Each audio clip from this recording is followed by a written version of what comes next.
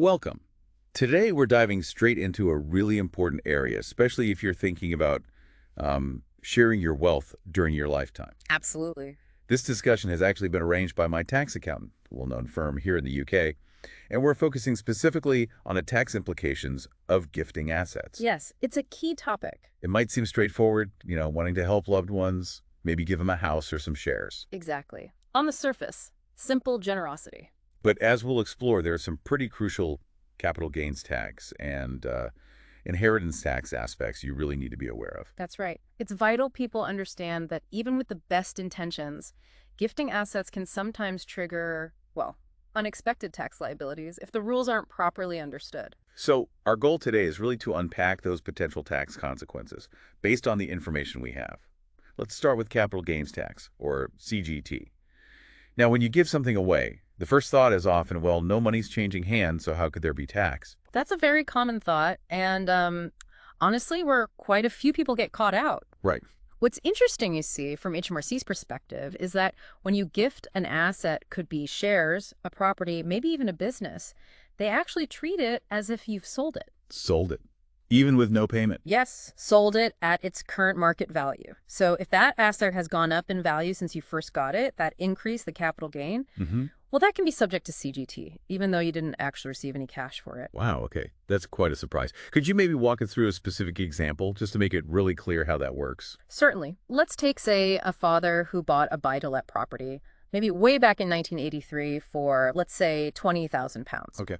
Now, fast forward to today, 2025, and he decides he wants to gift that property to his daughter, and it's currently valued at £100,000. Right. Quite an increase. Exactly. So even though no money changes hands between father and daughter, HMRC would view this as him making a capital gain of £80,000. That's the difference between the current £100K value and the original £20K cost. So he potentially owes CGT on £80,000? Potentially, yes, depending on his allowances and the rates, but the gain itself is £80,000. So a really generous act can unfortunately result in a tax bill for the person giving the gift. And when would that tax bill actually land? When's it due? That's another critical point. It's not like your usual income tax that gets sorted with self-assessment later. Capital gains tax on a gifted residential property for UK residents is typically due within a pretty short time frame, just 60 days from the date the gift was effectively made. 60 days. That's quick. It is, and it also needs to be reported specifically to HMRC, often using their online service. It's not something you just tuck away for the end of the tax year. That quick turnaround really stresses the importance of, understanding the implications before you make the gift. Definitely a tight window. Now, I've heard about something called gift holdover relief, particularly for business assets. How does that work? Yes, that's a very helpful relief in certain situations. Gift holdover relief is specifically designed for transferring certain business assets. If the conditions are met, it basically allows the person making the gift to, well, postpone paying the capital gains tax. Postpone it so it doesn't just disappear. No, the gain is effectively held over until the recipient eventually sells or disposes of the asset. But it's important to note this isn't automatic. Right. It usually requires a formal election, jointly signed by both the giver and the receiver. This election then needs to be submitted to HMRC, usually with the donor's tax return. The specifics, the type of business asset, are crucial here, so getting advice is often essential. Okay, that sounds like a really valuable option for business owners passing things on. Now, what about just gifting plain old cash? Is that treated differently for CGT? Generally speaking, yes. There's usually no capital gains tax to worry about when you directly gift money, sterling cash. Okay, that's simpler. It is. However, and this is where things can get a bit nuanced, you need to be a little cautious if that money is actually held in a foreign currency or perhaps as cryptocurrency. Oh, okay. Why is that? Because any gains made on those assets before you gift them might still trigger CGT when they're effectively disposed of by gifting, or if they were converted back into sterling first. So while straightforward sterling cash is usually CGT-free, the form it's in can sometimes matter. Right, that makes sense. So CGT definitely a key thing to watch with assets, less so with standard cash. Okay. Let's switch gears then and talk about inheritance tax, or IHT. We often think of IHT as something that happens after someone passes away, but how does gifting during your lifetime fit in? Well, looking at the bigger picture of estate planning, gifting assets, and that includes cash, during your lifetime absolutely can have implications for inheritance tax. The main concept to get your head around here, especially for gifts made to individuals, is what's called a potentially exempt transfer, a PTOT. Potentially exempt transfer. Okay, PT. So what makes it potentially exempt? Well, a gift made by one individual to another is considered potentially exempt from IHT. The crucial condition, the thing that makes it fully exempt, is that the person making the gift, the donor, must survive for at least 7 years after the date they made the gift. 7 years. Good. If they do survive those 7 years, the value of that gift generally falls completely outside their estate for IHT purposes. It's done, dusted. However, if, unfortunately, they pass away within that 7-year window, And it's not exempt. then the value of the gift might be counted as part of their taxable estate when IHT is calculated. So it's that 7-year survival period that determines if the potential exemption becomes a full actual exemption. Right, so it's a significant period. But I seem to remember reading about something called a gift with reservation. How does that affect this 7-year rule? Ah, yes. This is a really critical rule to understand because it basically overrides the usual 7-year time frame. Overrides it completely. Yes. A gift with reservation happens when you gift an asset to someone, but you continue to keep some kind of benefit from it. You haven't fully given it away in practical terms. If that's the case, the gift will still be considered part of your estate for inheritance tax no matter how long you survive after making the gift. So the 7-year clock doesn't even start. Exactly. Because in HMRC's view, you haven't truly given up the benefit or control. Could you give just a clear example? Something every day. Sure. Imagine a mother decides to gift her main home to her adult son. Legally, it's his. But she continues to live in that property completely rent-free until she passes away maybe 20 years later. Okay. Even though the legal ownership transferred years ago, because she kept that significant benefit living there rent-free, the house would still be treated as part of her estate for IHT purposes when she dies. And it would be taxed at its market value at that time, not when she gifted it. Wow. Okay, that makes it very clear why the 7-year rule wouldn't apply there at all. Now, what about gifts to, say, companies or certain types of trusts? Are they treated the same as these potentially exempt transfers to individuals?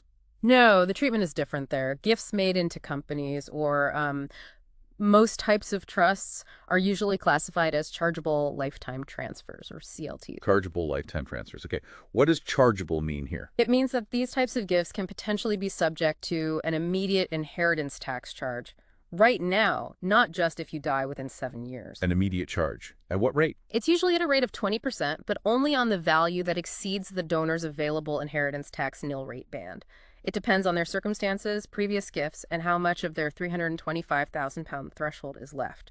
So the tax implications can be much more immediate compared to gifts to individuals. Right, so different rules depending on who or what receives the gift. Now, just to be clear, for IHT purposes, what actually counts as a gift? It must be more than just, birthday presents. Oh, absolutely. The definition of a gift for IHT is very broad.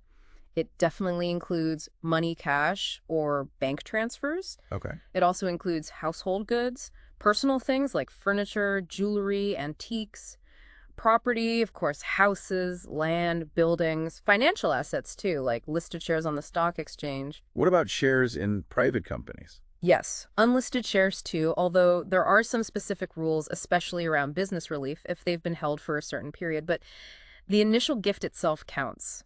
Generally, shares held less than 2 years before death won't get that relief. Okay, that's a pretty comprehensive list. Is there anything else that might sneakily count as a gift for IHT? Yes, one that catches people out is selling something for less than its real market value. Ah, like selling a valuable car cheap to a family member. Exactly.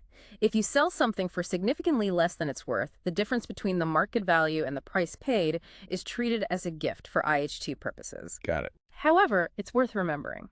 Anything you leave to someone specifically in your will, that's not a lifetime gift. That just forms part of your estate when you die and is dealt with under the normal IHT rules for estates. That's an important distinction. Now, are there any situations where gifts are completely exempt from IHT, sort of outside this whole 7-year thing? Yes, definitely. There are some very important exemptions. One of the biggest is gifts between spouses or civil partners. Okay. You can generally give unlimited amounts to your spouse or civil partner during your lifetime without any IHT worries, as long as you're both permanently resident in the UK or domiciled technically, and legally married or in a civil partnership. Unlimited, that's significant. It is. Also, any gifts you make to register UK charities are completely exempt from IHT. And the same applies to gifts to qualifying UK political parties. Right, so spouses, charities, political parties, they're treated differently. That's good to know. What about smaller gifts? More everyday generosity? I think I've heard about annual allowances. Yes, using the available annual allowances is a really smart way to make tax-free gifts each year and, gradually reduce your potential IHT liability over time. Okay, what's the main one? The main one is the annual exemption. This currently lets you give away assets worth up to £3,000 in total each tax year. This £3,000 can go to one person, or you can split it between several people. £3,000 per year. And what if you don't use it all? Good question. What's useful is if you don't use your full £3,000 in one tax year, you can carry forward the unused bit to the next tax year, but only for 1 year.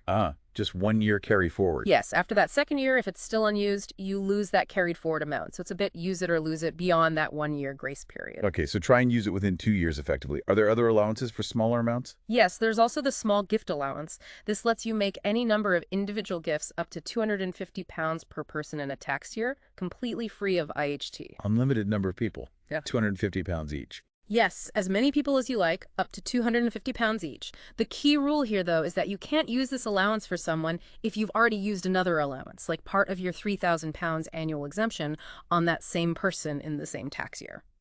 Okay, so it's for people you aren't using other exemptions on. Makes sense for, say, birthday presents to wider family or friends. Exactly. It's really designed for those smaller tokens of generosity. What about bigger but still personal occasions, like weddings? Yes, there are specific, more generous allowances just for wedding or civil partnership gifts. How much are those? You can give up to £5,000 tax-free to a child who is getting married or entering a civil partnership. For a grandchild or great-grandchild, it's up to £2,500. And for anyone else getting married, you can give up to £1,000 tax-free.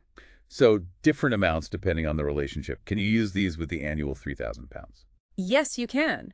You could give a child £5,000 as a wedding gift and also give them your £3,000 annual exemption in the same year, making £8,000 tax-free. But you can't use the wedding gift allowance and the small gift allowance for the same person. Okay, good to clarify how those stack up. What about helping family more regularly? Say, paying for university fees or helping with rent? This falls under a really useful but sometimes complex exemption called normal expenditure out of income. Normal expenditure out of income. Yeah, if you make regular payments to someone, and regular is key, there's actually no limit to how much you can give tax-free under this rule, provided you meet certain conditions. No limit. What are the conditions? Okay, first, the payments must be made from your regular after-tax income. Not from capital, not from savings. It has to be surplus income. Right. Income, not capital. Second, you need to be able to afford these payments after covering all your own usual living expenses. Making these gifts shouldn't affect your normal standard of living. You need to show a pattern of payments. Okay. So you can't give away money you need yourself. Precisely. Examples might be regularly paying a child's rent while they study, contributing monthly to a grandchild's savings account, or maybe providing ongoing financial support to help an elderly relative with care home fees, assuming it comes from your income, and you can maintain your lifestyle. And can this be combined with other allowances? Yes, like the wedding gift allowance, these regular payments from income can be made alongside other gifts using other allowances, like the £3,000 annual exemption. But again, not with the small gift allowance for the same person. Right. These allowances sound like really valuable tools for managing potential IHT while still being generous. Now, let's just circle back quickly to that 7-year rule. We know if you survive 7 years after making a PT, it's generally safe from IHT. But what happens if you die within those 7 years and the total value of the gifts you made actually exceeds the IHT threshold, the £325,000 nil rate band? Okay, this is where something called taper relief can come into play. If you pass away within that 7-year window, and the gifts made during that time, above any exemptions used, add up to more than the £325,000 nil rate band, then the amount of IHT payable on those gifts might be reduced. Might be reduced. How? It depends on how much time passed between making the gift and the date of death. It works on a sliding scale. The tax rate reduces the longer you survive within that 7-year period. Okay, could you give us the breakdown? How does that scale work? Certainly. So if the death occurs less than 3 full years after the gift was made, there's no reduction. The full IHT rate, currently 40%, applies to the value of the gift that's over the threshold. 0 to 3 years, 40%. Got it. If death is between 3 and 4 years after the gift, the tax rate on that gift reduces to 32%. Okay. Between 4 and 5 years, it drops to 24%. Between 5 and 6 years, it's 16%. And finally, if death occurs between 6 and 7 years after the gift, the rate is reduced to 8%. And after 7 years? After 7 years, as we said, assuming it wasn't a gift with reservation, it's usually 0% tax because the gift falls outside the estate entirely. Right. So the longer you survive within that 7-year window, the less IHT might be due on those earlier gifts if they push you over the threshold. Definitely worth keeping those timings in mind. Now, we mentioned gifts with reservation earlier, the ones where you keep a benefit. Just to really hammer this home, why doesn't this taper relief apply to those? Absolutely. It's a crucial point. The fundamental reason the 7-year rule and the taper relief don't apply to gifts with reservation is because, well, for IHT purposes, you're still seen as benefiting from the asset. But so HMRC treats it as if you never really gave it away. Essentially, yes. You're considered to still be in possession or deriving benefit. Therefore, it's treated as if you still owned it outright when you died. The whole 7-year clock concept relies on you fully giving up control and benefit, which just hasn't happened with a gift with reservation. No, it's valued at death, included in the estate, no taper relief. Correct. Its full market value at the date of death is included in your taxable estate. That's a very clear distinction. Now, a really practical question. Who actually pays the inheritance tax if it becomes due on these lifetime gifts? Is it always the estate of the person who died? Or can the person who received the gift end up with the bill? Generally, the primary responsibility for paying the overall IHT bill falls on the executors or administrators of the deceased person's estate, using funds from the estate. Okay, that sounds standard. However, there is a very important exception that relates specifically to these lifetime gifts we've been discussing. If the total value of the gifts made in the 7 years before death exceeds the available IHT nil rate band, the £325,000, Yes. then the individuals who actually received those gifts can become liable to pay the inheritance tax that's due on their specific gift. Really? So the recipient might have to pay? Yes, they can be held liable, often jointly and severally with the estate.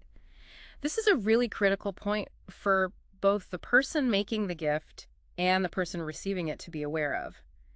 Receiving a large gift could potentially mean a future tax liability for the recipient if the donor dies within 7 years and their total gifts exceed the threshold. Okay. So receiving a gift isn't always consequence-free down the line for the recipient. Now, when it comes to figuring out which gifts might be liable, how do you go about listing and valuing them for IHT? What's the process? Right, the first step is to make a really comprehensive list. You need to list all the gifts the person made in the 7 years before they died, excluding any that were fully exempt, like those to a spouse or charity, or covered by annual exemptions. Okay, list everything non-exempt in the last 7 years. And crucially, list them in date order, starting with the oldest gift first. For each gift, you need to record its value at the time it was given. Value at the time of the gift. Got it. Then, you keep a running total of the values of these potentially chargeable gifts. The key is to track this running total against the £325,000 nil rate band.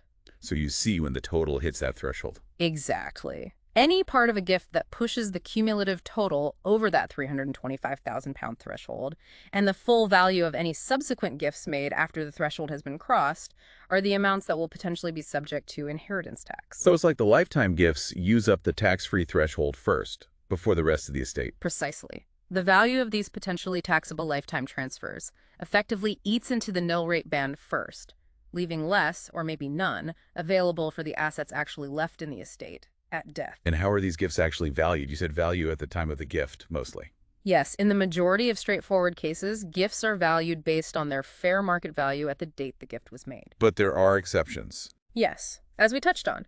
For example, gifts that weren't outright transfers, maybe gifts into certain trusts, or those qualifying for specific reliefs like business relief, might have different valuation rules. And, the big one we keep mentioning, gifts with reservation. They are always valued at their market value at the date of the person's death. Right, because they're treated as still being part of the estate then. Okay, Yeah.